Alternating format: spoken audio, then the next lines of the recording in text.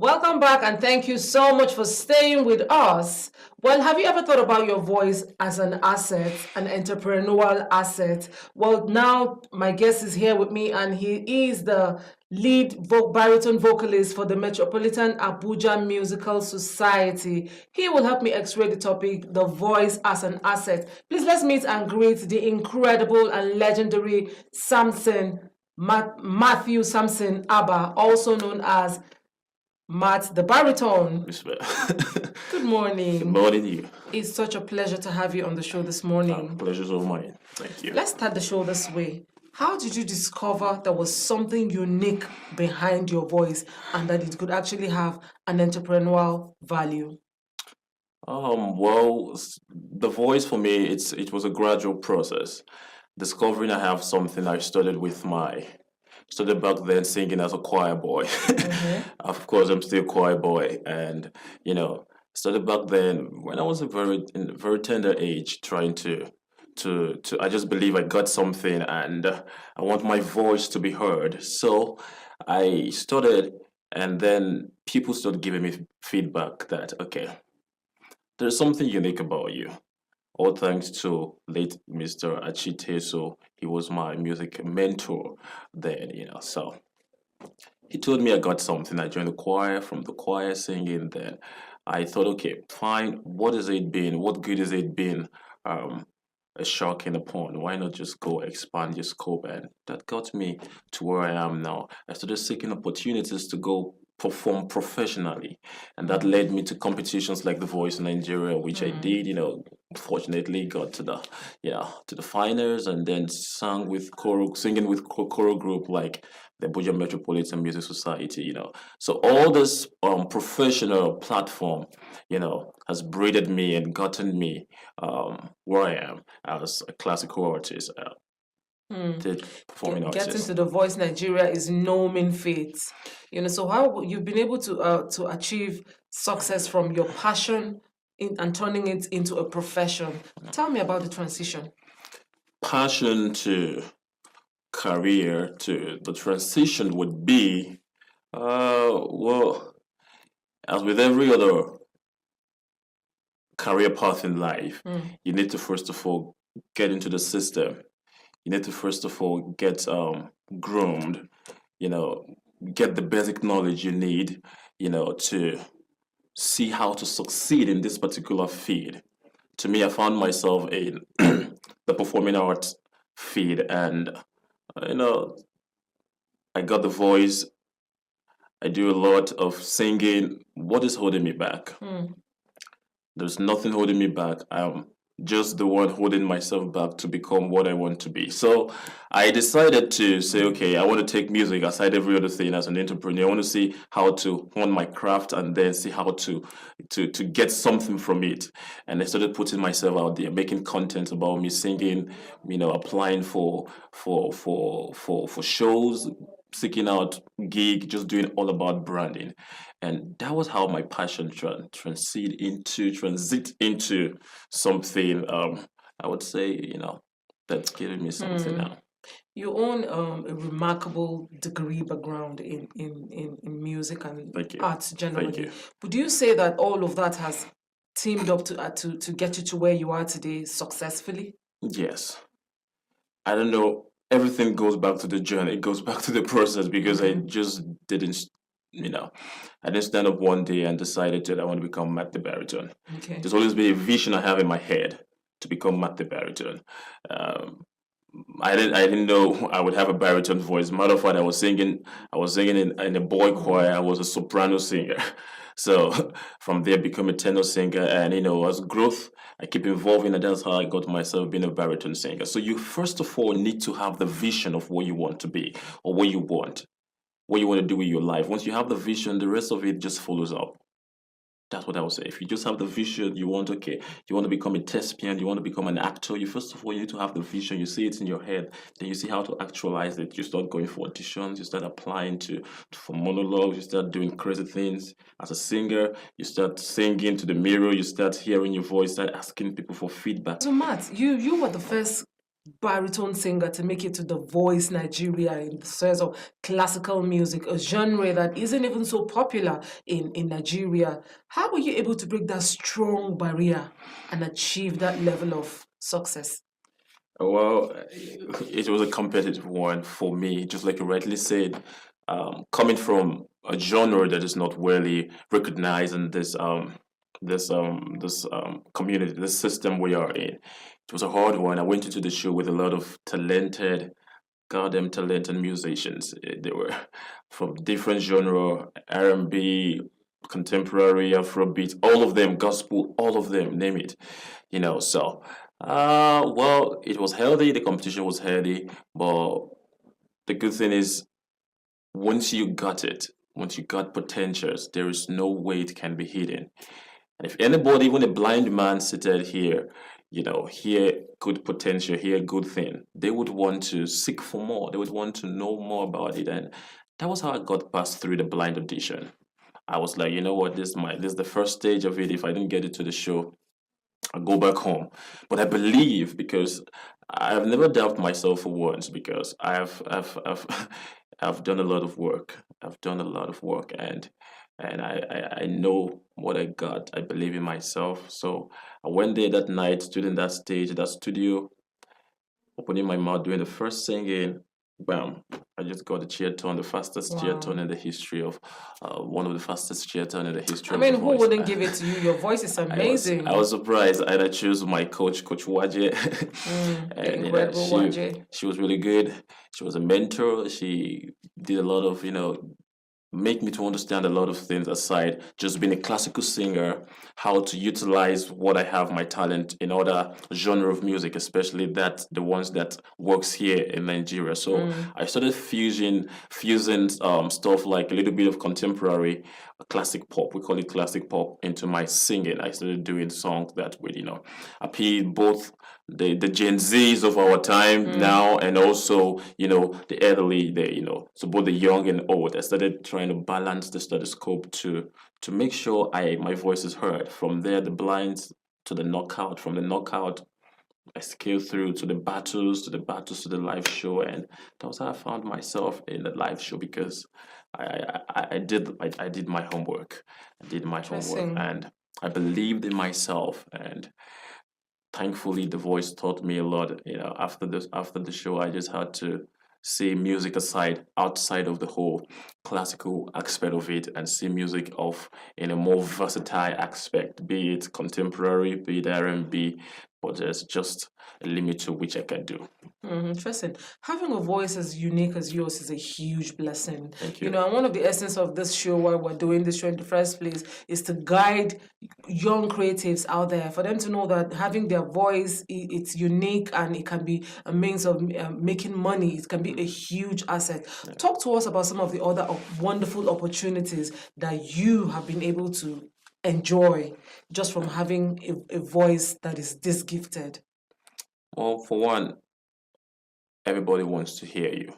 I mean, my tips sending to Mrs. Aisha got me here. So everybody wants to hear you when you have something. When you have something to offer, that's just life. It's just simple basics of life. You need to have something to offer for the public to want to consume. Once you have something to offer, everybody wants to listen. Everybody wants to know what it is. And how do I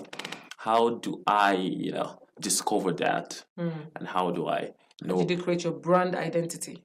Well, it's by seeking for feedbacks. I remember those days then when I would do something, I would make an audition, I'll just make a little bit of singing of me, but talking, because as a theater, we abroad, we are exposed to a lot of, opportunities, be it reading, narration, and stuff. I'll just do that, send it to people to just tell me what to think. I do recording of myself, listen to myself. Oh, this is not what I want. This is not the sound I'm looking for. I'm looking for a more sound like Tom Jones. That's Tom Jones from The Lion King. Um, yeah, Mufasa. So I got to listen to people, artists, talented actors who I want to aspire to be. Voice The voice artists. artists who I would like to be like. So I play tips of Tom Jones all the time. I play tips of That's for the voice artist aspect. For the singing aspect, I started listening to Russian baritones like Dmitry Vorovsovsky. Because in our line of classical music, if you go over there to where it works, you have more of operas. The different inside the genre of classical music, there are different units. So I started seeing, trying to want to be like this guy. So it is in trying that I started developing my own sound. I started getting my own sound, and before you know it, I figured I have something a little bit husky baritone when I speak or when I sing. And I said, okay, who is Matthew? And I said, okay, Matthew Sampson, what can I do to make this to look like it is me?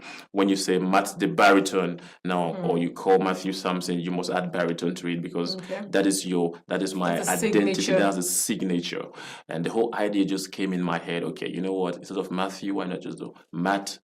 Take out the Samson ABBA and bring in the baritone aspect to give you something of a brand. So I started it very small. Mother baritone, MDB, mother baritone, MDB. I'll just do little things, just put it, just sending it out there for people to consume, get criticism. Oh, this is ugly. This is harsh.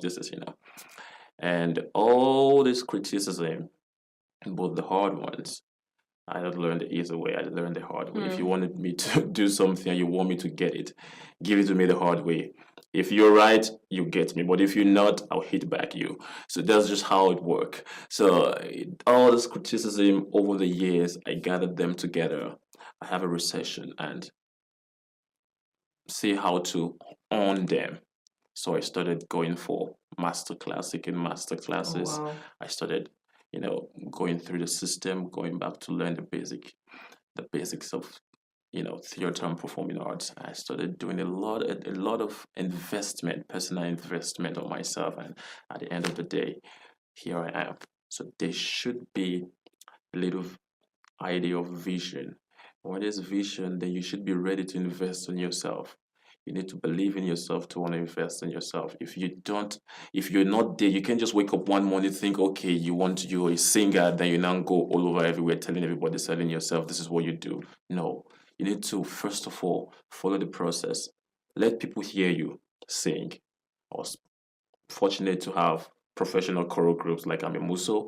I also have one of the best choir in Abuja, the Guardian Angel Catholic Police Chapel Choir, where I sing with the choir master. So just get involved. Be it somewhere where people hear you sing or hear you do things and let them criticize you, and that alone you would know if you're there or not.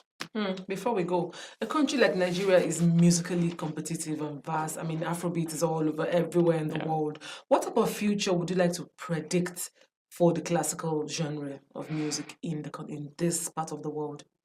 Do you see it making the limelights? Well, with the pen regime, God, I beg. Well, if it asks me, I think I'm very optimistic. Okay. Yes, if you talk about the Nigerian entertainment industry, you can take that fact that Afrobeat it's at the cold front. Yep. You can take that fact. Though there are still people out there, over billions of Nigerians, there are still people out there who appreciate good. I mean, all the time they call me in Lagos for the wedding performance, come sing at the wedding, because when you want something like your wedding, I mean, Afrobeat is what you hear all your lifetime. You want something that is love evocating. You need something that connects you. So that's where you need people who does this kind of music where comes with orchestra, people play strings and all those stuff, and do it properly. So yes, you seek out attention for classical artists. So seeing the future of Nigeria and classical music, I think there is a lot of fusion is happening recently. A lot of classical musicians seeking collaborations with the Afro style of singing, and that's why we have classic pop. So I think there is a future. There's a slim chance future for classical music in Nigeria. But be it as it may, it's never going to stop the fact that a lot of concerts still happens. People still enjoy the genre. People still pay money for ticket. Matter of fact, recently, just this last Sunday, we staged an opera I mean, Musu Choir, State and Opera. I casted as a role of Papageno. You know, people paid. It was a sold out concert at Wow. Transcorp Hilton. So you could imagine that people still know what classical music is. People still enjoy good music. I mean, yes, there is a lot of noise you can take. You want to do Afro music, Afro beat. You want to be up there. You go club, do your stuff, high beat, everything. You know, you want to connect yourself to church, listen to Solemn. gospel music, go to church, listen to gospel message, Chimwe and all the stuff. Listen to them. You want to connect yourself to R&B. You know, you listen to the Chris Brown kind of singers, and you want to connect yourself to voice, something raw, something sublime, and you know, just calm. You fall back to classical music. So that's just it's a cycle. All of it is entertainment, and it depends on your mood and what you want to consume at that particular time. All should be in the mix, absolutely. Before I let you go, I am going to have to beg you to please bless us with the sound of your voice. That one. The thing is, okay.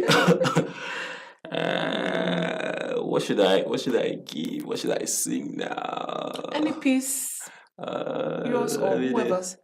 Well, I didn't have mine, so let's say I want to do. Let me do a spiritual. Okay. If I can help somebody as I pass along, if I can help somebody as the day goes on, if I can do my duty as a good man should, then my living shall not be in vain. Then my living shall not be in vain. Then my living shall not be in vain. If I can do my duty as a good man should, then my living, then my living shall not be in vain. Whoa.